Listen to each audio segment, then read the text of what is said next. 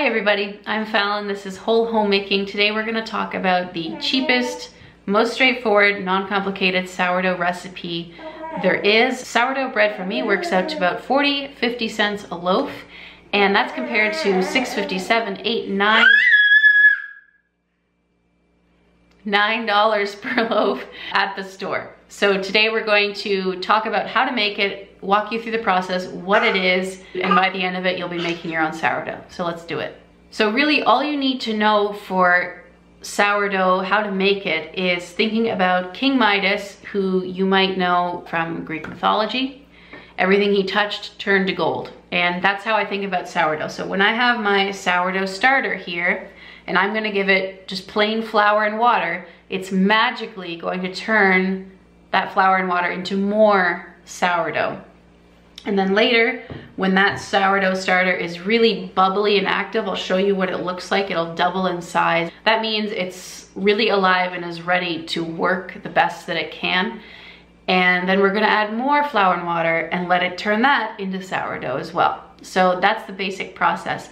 But let's feed it my sourdough starter and I'll show you what it looks like when it doubles in size and is ready to use. The sourdough bread only has 4 ingredients that you need. You need flour, water, salt, and yeast. And I always knew yeast as something that just comes in a bottle, but that's not true. Yeast can come from wild yeasts and bacteria in the air. That bottled yeast has only been around for about 100 years.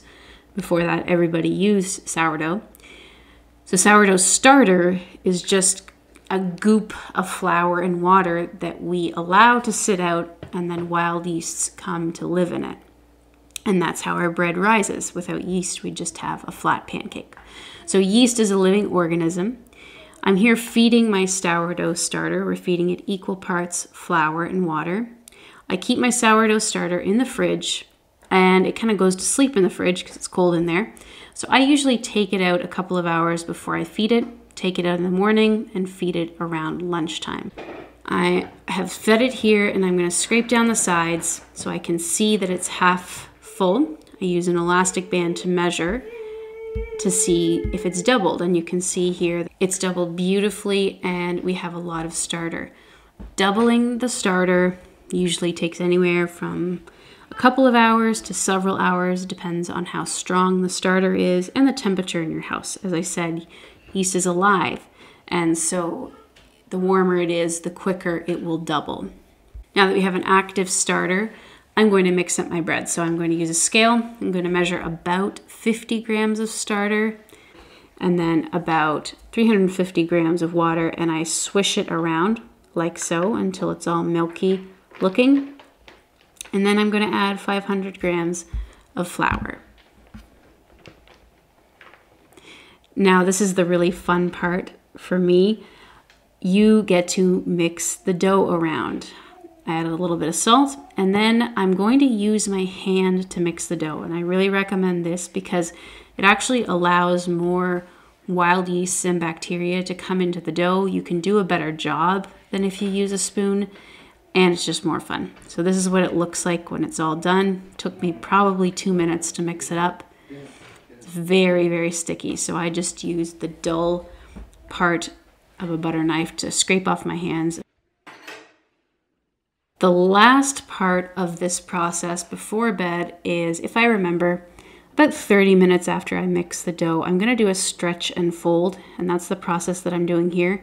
Take one side of the dough, stretch it to the other side, turn the bowl, keep doing it until I've gone all the way around. This helps develop the gluten in the bread, and it will help our dough rise better overnight. So finish that up, cover it up with a towel, and go to bed. In the morning, we've got this beautiful risen dough. It should have at least doubled in size. Sometimes a bit hard to judge in a bowl, but I can tell this is just fine, and I scrape it out onto the counter. I'm going to stretch the edges and kind of start to form a ball, as you can see here. And then I just flip it right over, and I start to tuck the edges under so I get a tighter ball. There's no real science here. Do the best that you can. It takes a little bit of practice, but it's not hard.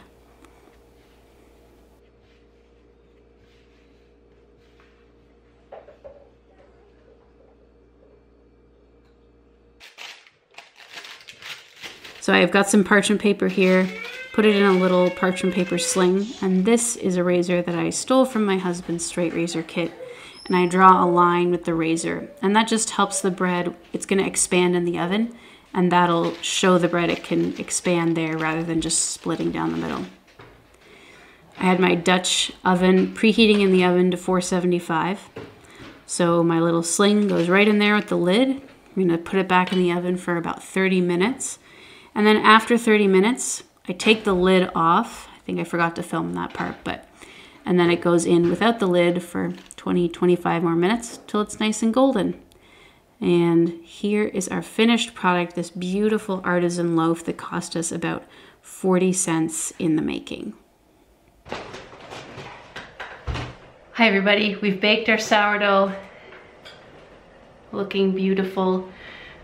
Thank you for watching this video. Please leave me some questions in the comments below, especially what kind of videos you'd like to see, if that's about sourdough, other breads, staying on budget with homemaking, whatever it is, I want to know. Thank you for watching this video, and we will catch you in the next one.